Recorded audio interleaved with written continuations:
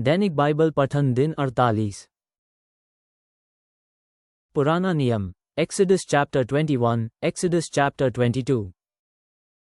तब परमेश्वर ने मूसा से कहा, ये वे अन्य नियम हैं जिन्हें तुम लोगों को बताओगे। यदि तुम एक हिब्रू दास खरीदते हो तो उसे तुम्हारी सेवा केवल 6 वर्ष करनी होगी।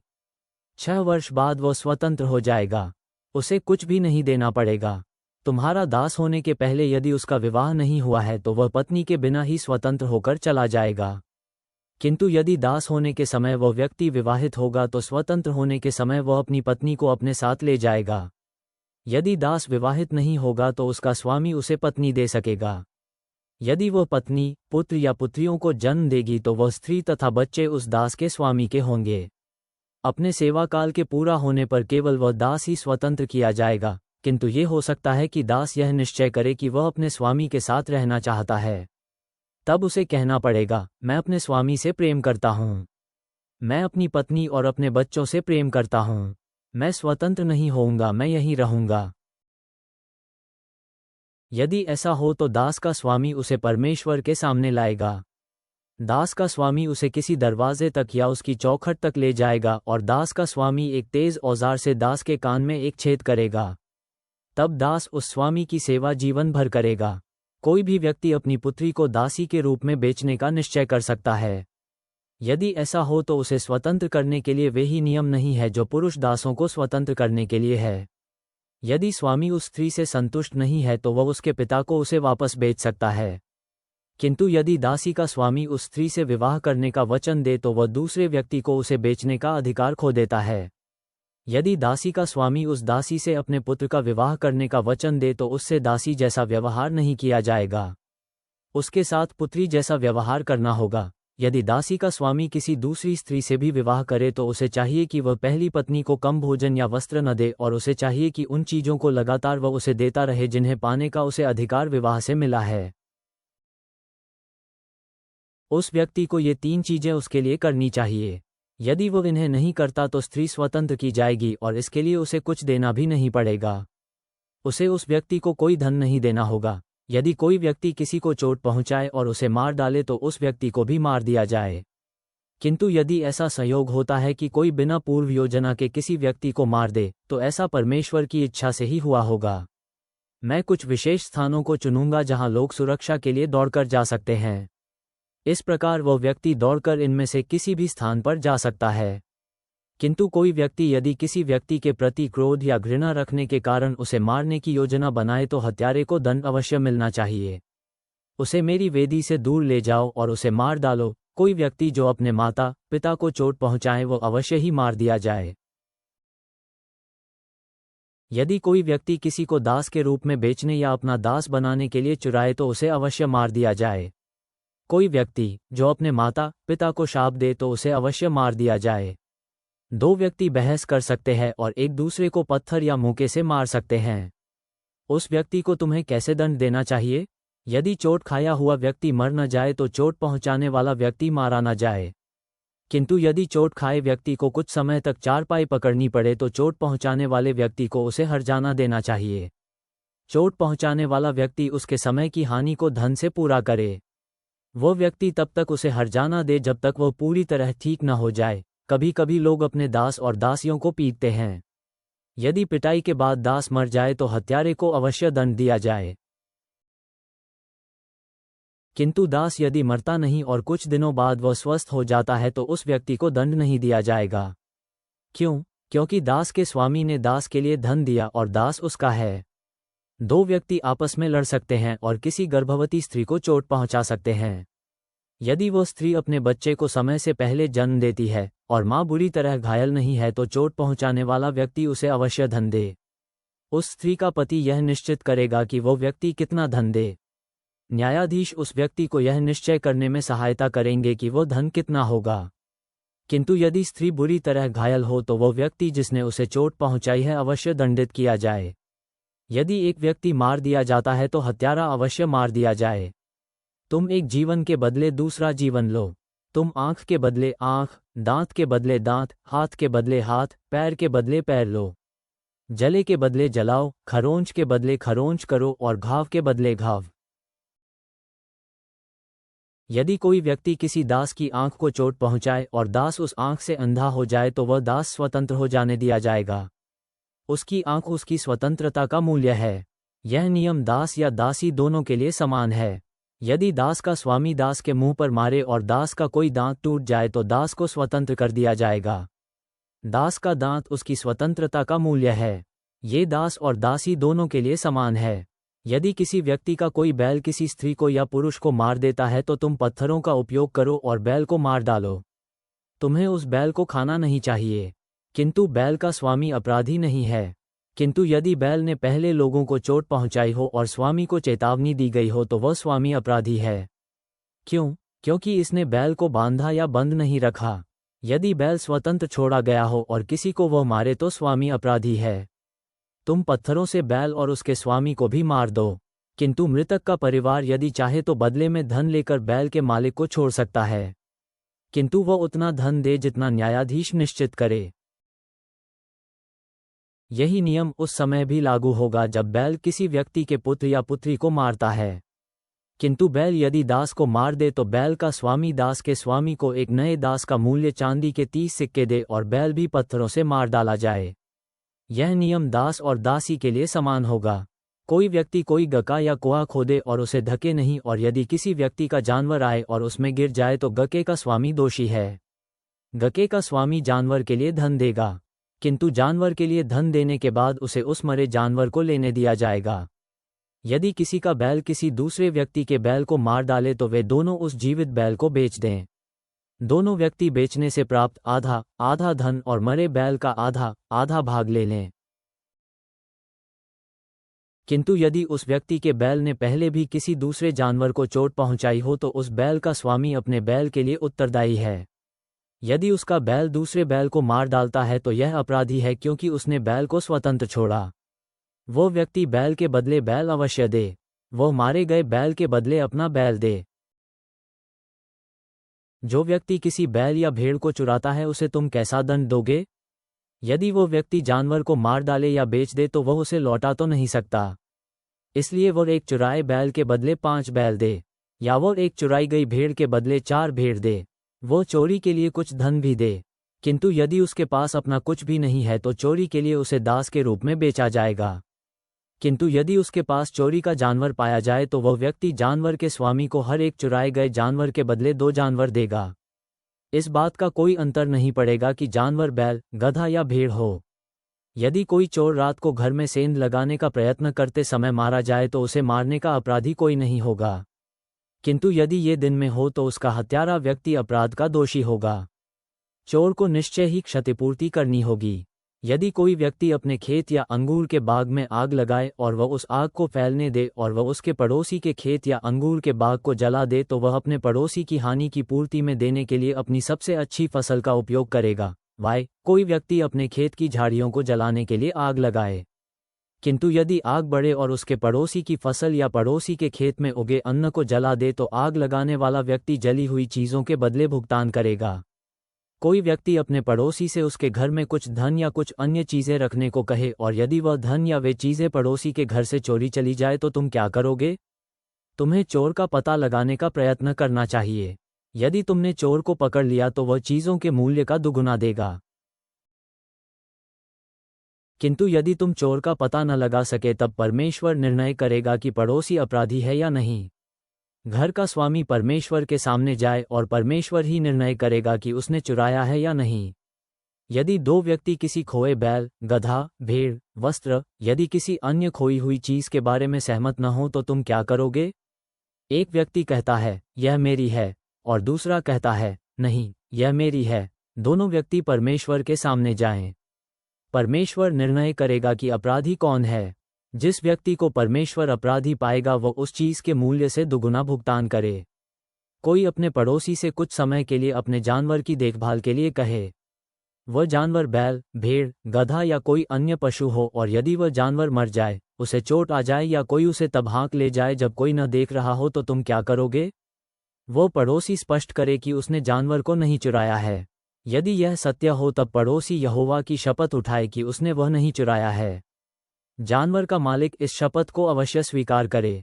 पड़ोसी को जानवर के लिए मालिक को भुगतान नहीं करना होगा, किंतु यदि पड़ोसी ने जानवर को चुराया हो तो वह मालिक को जानवर के लिए भुगतान अवश्य करे।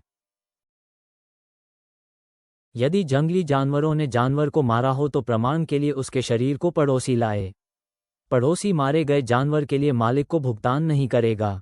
यदि कोई व्यक्ति अपने पड़ोसी से किसी जानवर को उधार ले तो उसके लिए वह व्यक्ति ही उत्तरदायी है। यदि उस जानवर को चोट पहुंचे या वह मर जाए तो पड़ोसी मालिक को उस जानवर के लिए भुगतान करे। पड़ोसी इसलिए उत्तरदायी है क्योंकि उसका मालिक स्वयं वहां नहीं था, किंतु यदि मालिक जानवर के साथ वहां हो तब पड़ोसी को भुगतान नहीं करना होगा। या यदि पड़ोसी काम लेने के लिए धन का भुगतान कर रहा हो तो जानवर के मरने या चोट खाने पर उसे कुछ भी नहीं देना होगा। जानवर के उपयोग के लिए दिया गया भुगतान ही पर्याप्त होगा। यदि कोई पुरुष किसी अविवाहित कुंवारी कन्या से यौन संबंध करे तो वह उससे निश्चय ही विवाह करे और वह उस लड़की के पिता को पूरा दहेज दे। यदि पिता अपनी पुत्री को उसे विवाह के लिए देने से इनकार करता है तो भी उस व्यक्ति को धन देना पड़ेगा। वह उसे दहेज का पूरा धन दे। तुम किसी स्त्री को जादू टोना मत करने देना। यदि वह ऐसा करे तो तुम उसे जीवित मत रहने देना। तुम किसी व्यक्ति को किसी जानवर के साथ यौन संबंध न रखने देना। यदि ऐसा हो तो वह व्यक्ति अवश्य मार डाला जाए। यदि कोई किसी मिथ्या देवता को बलि चढ़ाए तो उस व्यक्ति को अवश्य नष्ट कर दिया जाए। केवल परमेश्वर यहोवा ही ऐसा है जिसे तुमको बलि चढ़ानी चाहिए। याद रखो, इससे पहले तुम लोग मिस्र देश में विदेशी थे, अतः तुम लोग उस व्यक्ति को न ठगो, न ही चोट पहुंचाओ जो तुम्हारे देश में विदेशी हो। निश्चय ही तुम लोग ऐसी स्त्रियों का कभी बुरा नहीं करोगे जिनके पति मर चुके हों या उन बच्चों का जिनके माता पिता न हों। यदि तुम लोग उन विधवाओं या अनाथ बच्चों का कुछ बुरा करोगे तो वे मेरे आगे रोएंगे और मैं उनके कष्टों को सुनूंगा और मुझे बहुत क्रोध आएगा। मैं तुम्हें तलवार से मार डालूंगा। तब तुम्हारी पत्नियां विधवा हो जाएंगी और तुम्हारे बच्चे अनाथ हो जाएंगे। यदि मेरे लोगों में से कोई गरीब हो और तुम उसे कर्ज दो तो उस धन के लिए तुम्हें ब्याज नहीं लेना चाहिए और जल्दी चुकाने के लिए भी तुम उसे मजबूर नहीं करोगे। कोई व्यक्ति उधार लिए हुए धन के भुगतान के लिए अपना लबादा गिरवी रख सकता है, किंतु तुम सूरज डूबने के पहले उसका वो वस्त्र अवश्य लौटा देना। यदि वो व्यक्ति अपना लबादा नहीं पाता तो उसके पास शरीर ढकने को कुछ भी नहीं रहेगा। जब वो सोएगा तो उसे सर्दी लगेगी। यदि वो मुझे रोकर पुकारेगा तो मैं उसकी सुनूंगा। मैं उसकी बात सुनूंगा क्योंकि मैं कृपालु हूं। तुम्हें परमेश्वर या अपने लोगों के मुखियाओं को शाप नहीं देना चाहिए।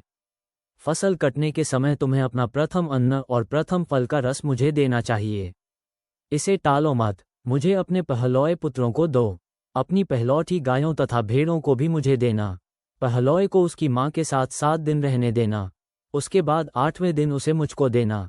तुम लोग मेरे विशेष लोग हो, इसलिए ऐसे किसी जानवर का मांस मत खाना जिसे किसी जंगली जानवर ने मारा हो। उस मरे जानवर को कुत्तों को खाने दो। नया नियम, मार्क चैप्टर 2:18 से 27, मार्क चैप्टर 3:1 से 30। यूहन्ना के शिष्य और फरीसियों के शिष्य उपवास किया करते थे। कुछ लोग यीशु के पास आए और उससे पूछने लगे, यूहन्ना और फरीसियों के चेले उपवास क्यों रखते हैं और तेरे शिष्य उपवास क्यों नहीं रखते? इस पर यीशु ने उनसे कहा, निश्चय ही बराती जब तक दूल्हे के साथ हैं उनसे उपवास रखने की उम्मीद नहीं की जाती।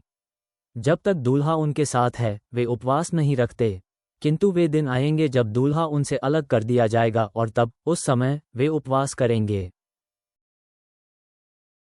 यूहन्ना के शिष्य और फरीसियों के शिष्य उपवास किया करते थे। कुछ लोग यीशु के पास आए और उससे पूछने लगे, यूहन्ना और फरीसियों के चेले उपवास क्यों रखते हैं और तेरे शिष्य उपवास क्यों नहीं रखते? इस पर यीशु ने उनसे कहा, निश्चय ही बराती जब तक दूल्हे के साथ हैं उनसे उपवास रखने की उम्मीद नहीं की जाती। जब तक दूल्हा उनके साथ है वे उपवास नहीं रखते, किंतु वे दिन आएंगे जब दूल्हा उनसे अलग कर दिया जाएगा और तब उस समय वे उपवास करेंगे। कोई भी किसी पुराने वस्त्र में अनसिकुड़े कोरे कपड़े का पाबंद नहीं लगाता, और यदि लगाता है तो कोरे कपड़े का पाबंद पुराने कपड़े को भी ले बैठता है और फटा कपड़ा पहले से भी अधिक फट जाएगा। और इसी तरह पुरानी मशक में कोई भी नई दाखस नहीं भरता, और यदि कोई ऐसा करे तो नई दाखस पुरानी मशक को फाड़ देगी और मशक के साथ साथ दाखस भी बर्बाद हो जाएगी। इसीलिए नई दाखस नई मशकों में ही भरी जाती है। ऐसा हुआ कि सबत के दिन यीशु खेतों से होता हुआ जा रहा था। जाते जाते उसके शिष्य खेतों से अनाज की बालें तोड़ने लगे। इस पर फरीसी यीशु से कहने लगे, देख, सबत के दिन वे ऐसा क्यों कर रहे हैं जो उचित नहीं है। इस पर यीशु ने उनसे कहा, क्या तुमने कभी दाऊद के विषय में नहीं पढ़ा कि उसने क्या किया था जब वह और उसके साथी संकट में थे और उन्हें भूख लगी थी? क्या तुमने नहीं पढ़ा कि जब अबियातार महायाजक था तब वह परमेश्वर के मंदिर में कैसे गया और परमेश्वर को भेंट में चढ़ाई रोटियां उसने कैसे खाईं, जिनका खाना महायाजक को छोड़कर किसी को भी उचित नहीं है। कुछ रोटियां उसने उनको भी दी थीं जो उसके साथ थे। यीशु ने उनसे कहा, सबत मनुष्य के लिए बनाया गया है, न कि मनुष्य सबत के लिए। क्या तुमने नहीं पढ़ा कि जब अबियातार महायाजक था तब वह परमेश्वर के मंदिर में कैसे गया और परमेश्वर को भेंट में चढ़ाई रोटियां उसने कैसे खाईं, जिनका खाना महायाजक को छोड़कर किसी को भी उचित नहीं है। कुछ रोटियां उसने उनको भी दी थीं जो उसके साथ थे। यीशु ने उनसे कहा, सबत मनुष्य के लिए बनाया गया है, न कि मनुष्य सबत के लिए।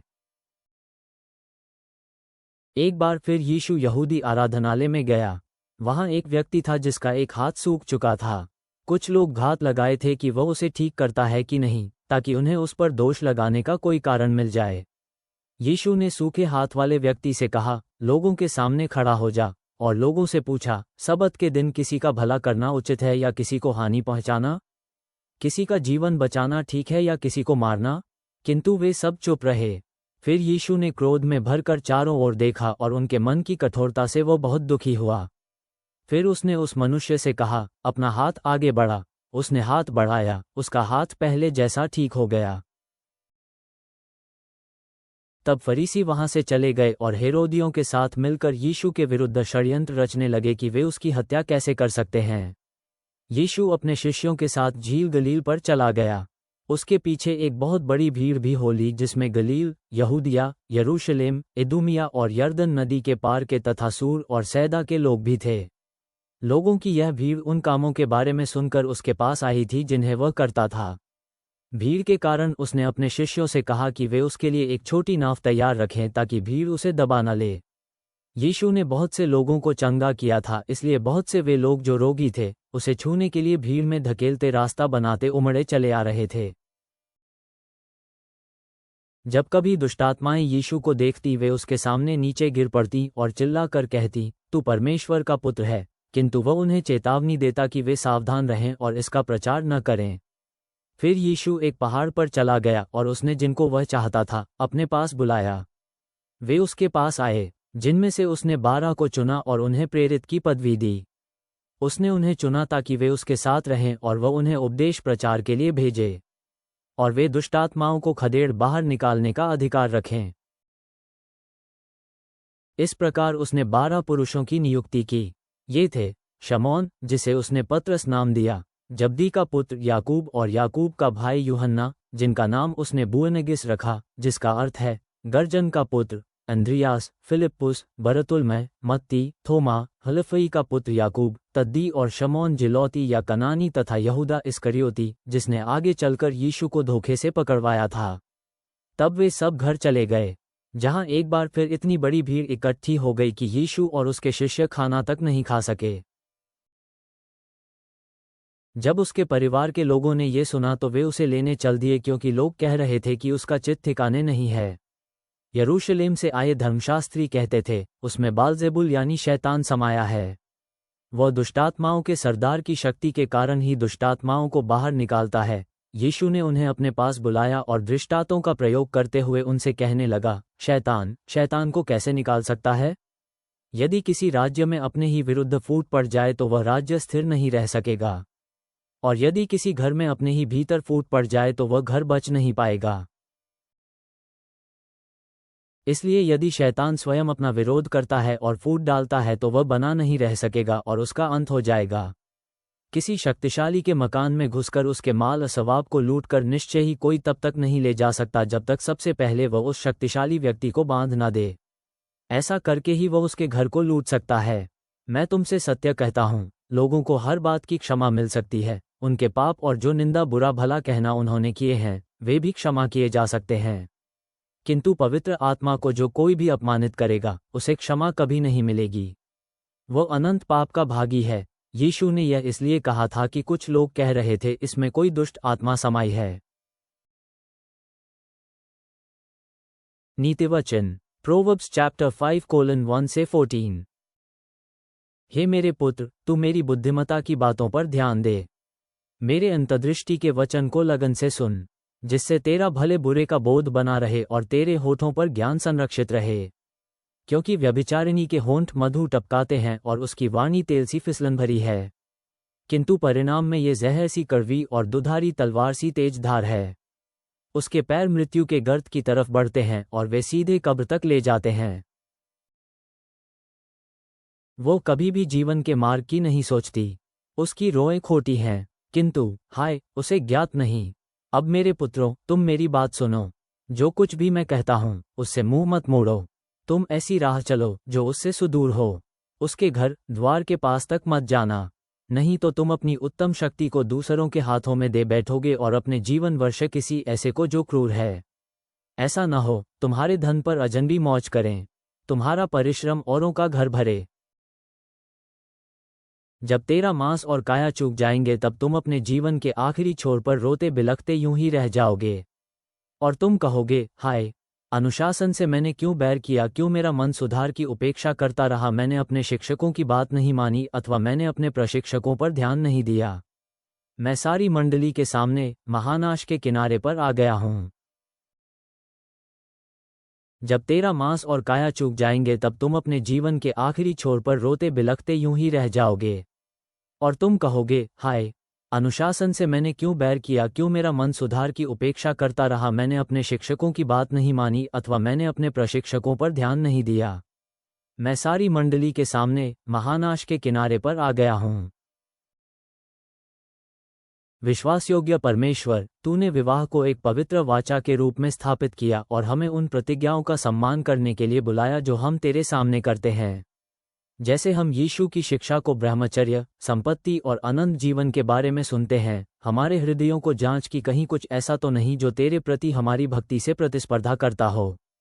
हमें बच्चों जैसा विश्वास दे और हमारी सहायता कर कि हम हर उस बोझ को त्याग दें जो हमें दौड़ में बाधा डालता है। हम सब कुछ छोड़ने के लिए तैयार हों ताकि मसीह को प्राप्त करें और उसे जानने की तुलना में बाकी सबको हानि समझें। हमारे उद्धारकर्ता और राजा यीशु की दया के द्वारा, आमीन।